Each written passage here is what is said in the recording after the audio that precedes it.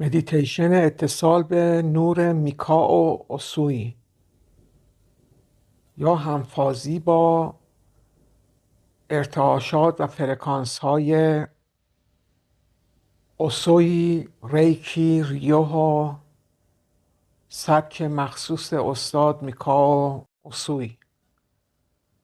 میکائو اوسوی یک راهب بودایی بود و البته مدتی هم در قالب یک کشیش مسیحی کار میکرد. براش مهم نبود، مذهب و دین مهم نبود، دنبال راهی بود که بتونه رنج دیگران رو کاهش بده، یا بهتر بگم رنج دیگران رو درمان کنه، اون هم ریشه‌ای. در مدیتیشن امروز میخوایم به ارتعاشات میکائو اوسوی وصل بشیم. شاید بپرسید که این استاد فقید نزدیک 100 ساله که فوت کرده، آیا هنوز ارتعاشاتش باقی مونده؟ بله عزیزان، با اینکه نزدیک 100 سال پیش فوت کرده، منتها در زمان حیات خودش تونست این موهبت الهی رو، یعنی همفازی با جریان ریکی کیهانی رو، به شاگردانش انتقال بده و شاگردانش تونستن خودشون رو با ارتعاشات اوسوی، ریکی، ریوهو همفاز کنن، سبک خاص میکائو اوسوی.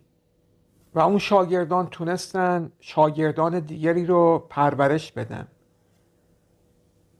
و الان که نزدیک 100 سال از اون موقع میگذره، صدها میلیون نفر با این سبک بی‌نظیر ریکی همسو شدن و ارتعاشات و فرکانس های این سبک از خود شخص میکائو اوسوی فقید به یادگار باقی مونده و هنوز هم داره رشد میکنه. عزیزان، الان وارد مدیتیشن میشیم، ولی قبلش لازم بود که یک بیوگرافی کوچکی از این استاد فقید ارائه بدم. ایشون در تمام مذاهبی که در اختیار داشت، مسیحیت، بودایی، شینتو، دنبال طریقی بود که بتونه دیگران رو شفا بده. نه فقط شفای جسمی، بلکه شفای جسمی و ذهنی و روحی. و به این نیت تمام کتب زمان خودش رو مطالعه کرد، حتی سفرهای زیادی رو انجام میداد برای اینکه بتونه با اساتید این فن ارتباط برقرار کنه. گذشت تا در آخرین حدیثی که وجود داره ایشون تصمیم گرفت یک روزه 21 روزه رو در یک کوه مقدس به جا بیاره. رفت با نیت این که بتونه به ریکی کیهانی متصل بشه، در اون کوه مستقر شد. روزهای اول گذشت، روزهای میانی هم گذشت تا به انتها رسید. ایشون در این 21 روز روزه داشت. بنابر نقل قولی هیچ اتفاق خاصی براش نیفتاد تا اینکه بعد از پایان این 21 روز از کوه فرود اومد. در دامنه کوه پاش غلتید، لغزید و درد شدیدی در پاش شروع کرد به زدن. بنابر عادت همه انسان‌ها، ایشون هم دستشو گذاشت روی ناحیه‌ای که درد گرفته بود و ناگهان احساس کرد جریان عجیبی از طریق دستاش وارد ناحیه آسیب دیده شد و درد آرام شد. این براش یک نشانه بود. به مسیرش ادامه داد تا به یک کلبه‌ای رسید که مثل قهوه خونه بود، یک مرکز پذیرایی بود. بعد نگاه کردید زن صاحب کافه دندونش درد میکنه، روی دندونش یک دستمال پیچیده. بنابر غریزه گفت بذار روی اینم امتحان کنم. پیشنهاد داد، گفت من میتونم درد دندونت رو آروم کنم، اجازه میدی دستم رو بذارم روی دندونه؟ و اون هم اجازه داد و این اتفاق افتاد. و بار دیگه دید که انرژی از دستاش وارد ناحیه آسیب دیده اون زن شد. اینجا بود که فهمید به نیت خودش رسیده و عزیزان ادامه داد. و موضوع اینه که ادامه داد عزیزان. شاید اگر من و شما بودیم ادامه نمیدادیم. رفت در درمانگاهی که آشنا بود و ادامه داد و شروع کرد به درمان دیگران. و این آغازی بود بر پایه‌گذاری سبک اوسوی ریکی ریهو یا مادر تمام سبک‌های ریکی. شاگردانی تربیت کرد، اون شاگردان هم شاگردانی تربیت کردند و ادامه پیدا کرد و الان صدها میلیون نفر در جهان دارن ریکی کار میکنن. خیلی از شاگردان سبک‌های جدیدی به وجود آوردن، چه بسا قدرتمندتر از سبک مادر، ولی ادامه پیدا کرد. و ناگفته نمونه که 3 سال پیش هم خود من سبک ریکی پورتال قدرت رو پایه‌گذاری کردم و خوشبختانه تا الان هزاران نفر با این سبک همسو شدن و نتایج اعجاب آوری گرفته شده که این نتایج رو من در کانال بودگاه تلگرام با شما به اشتراک گذاشتم. میتونید برید مطالعه کنید. عزیزان فکر میکنم همین مقدار کافیه تا بفهمید که میکائو اوسوئی چه استاد بزرگی بود. نیتش هم فقط خیر بود، کاهش درد و رنج دیگران، نه فقط جسمی. هم به روحشون توجه داشت، هم به ذهنشون، هم به جسمشون. و الان میخوایم یک مدیتیشن با هم کار کنیم تا بتونیم با این سبک ریکی یعنی اوسوی ریکی ریوهو خود همسویی داشته باشیم. البته پیشنهاد من اینه که این سبک رو به صورت خصوصی بگیرید، یعنی همسویی خصوصی هرچند هزینه داره ولی ارزش داره، مسیرتون رو بسیار کوتاه‌تر میکنه و مطمئن‌تر. با یکی قرار میذارید که شما رو با این سبک یا سبک‌های دیگه مثل پورتال قدرت، مثل سبک ریکی الماس اتری همسو کنه و این همسویی میبینید در عرض چند دقیقه اتفاق میفته و مسیر شما بسیار کوتاه‌تر میشه. اگر آماده اید مدیتیشن رو شروع میکنیم. من عکس استاد فقید میکائو اوسوئی رو جایگزین میکنم تا شما بتونید با فرکانس ها و ارتعاشات باقی مونده از ایشون همسو بشید. نیت کنید که میخواید با فرکانس های اوسوی ریکی ریوهو همسو بشید.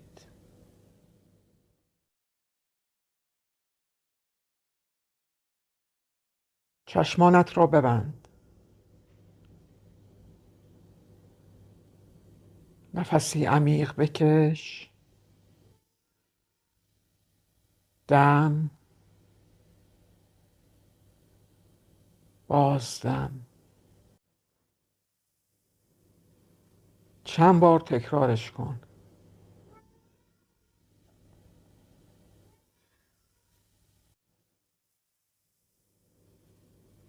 نفسهای عمیق و سنگین. بذار تا التهابات ذهنیت کاهش پیدا کنه. بذار بدنت آروم بگیره. بذار هوا مثل موجی گرم به درون قلبت برسه. دم، بازدم. بدنت رو رها کن. شونه ها رو آزاد کن.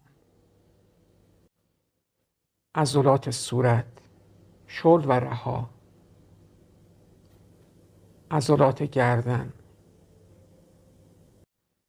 شانه ها،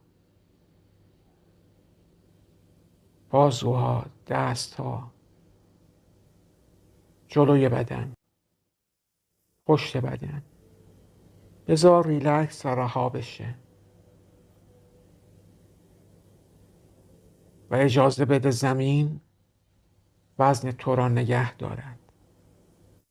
اکنون تصور کن در دامنه یک کوه آرام ایستاده ای. کوهی همانند کوه اسویی مقدس، جایی که سکوت مثل بالهای نور روی زمین می نشیند. خودت را در دامنه کوه تصور کن. آرام ایستاده ای. کوهی مقدس. هوا خنک است. نسیمی آهسته از کنار گونه هایت می گذرد و تو قدمی آرام به سوی ارتفاعات بر می داری. آرام و سنگین به بالا میری. قدمات رو حس کن که داری از کوه بالا میری.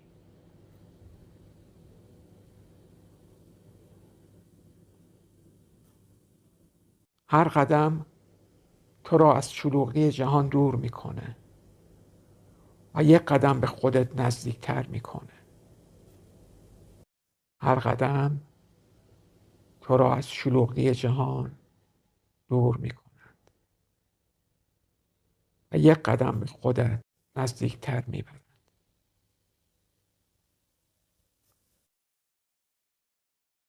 کم کم سکوت عمیق‌تر می شود.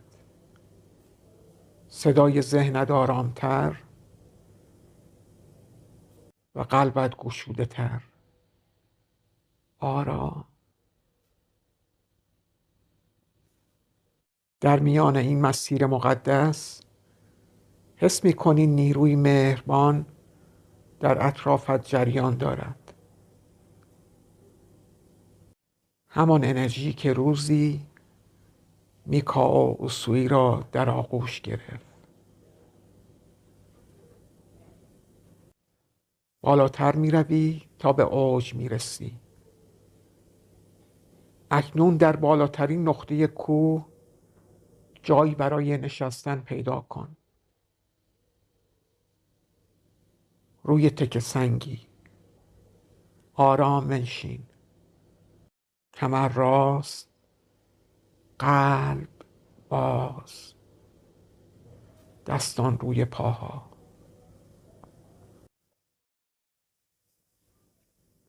در این سکوت جهان با تو سخن میگوید.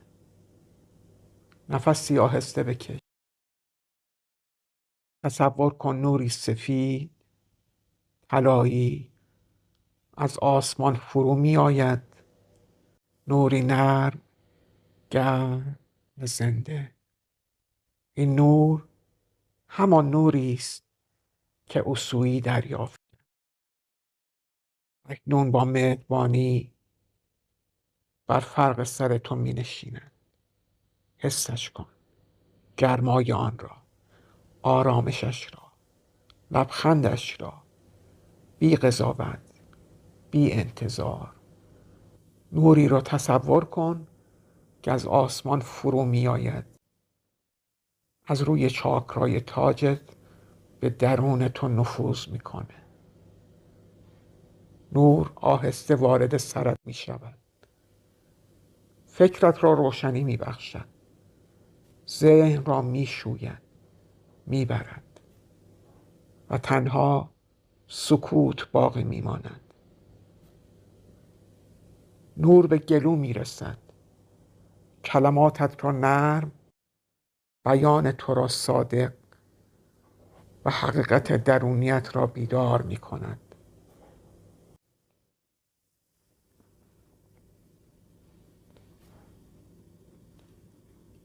سپس به قلبت می رسد.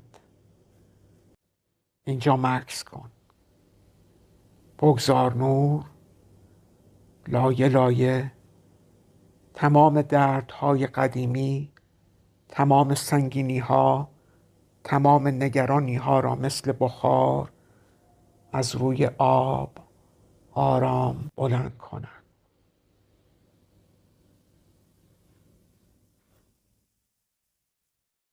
در قلبت سبکی احساس کن، آرامشی که سالها منتظرش بودی.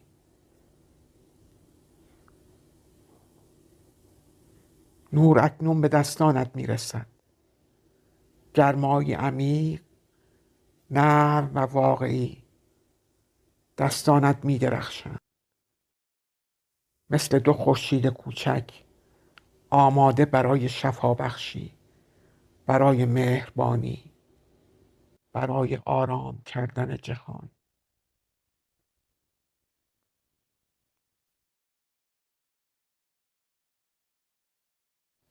در سکوت درونیت صدایی آرام میشنوی، صدایی که نه از بیرون بلکه از عمق وجودت می آید. انرژی زندگی از تو عبور می کند. تو واسطه نور هستی. تو آینه آرامش جهان هستی.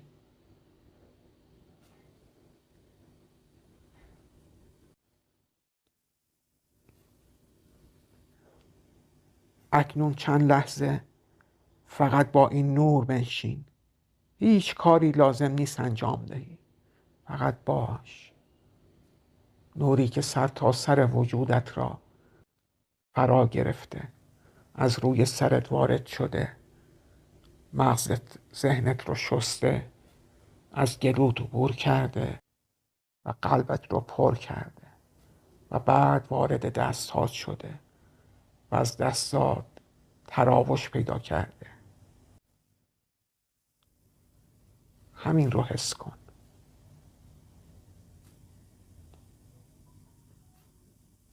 احساس کن که در همین لحظه تمام جهان با نفسهای تو هماهنگ است.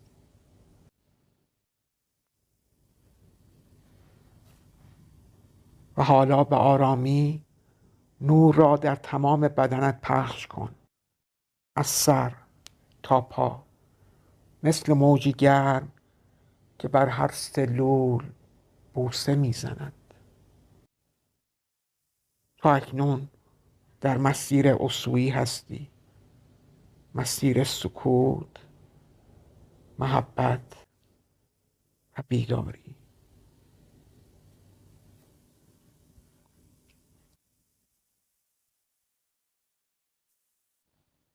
هر مقداری که لازم دونستی در این حالت بمون. نور را احساس کن، سر تا سر وجودت را فرا گرفته.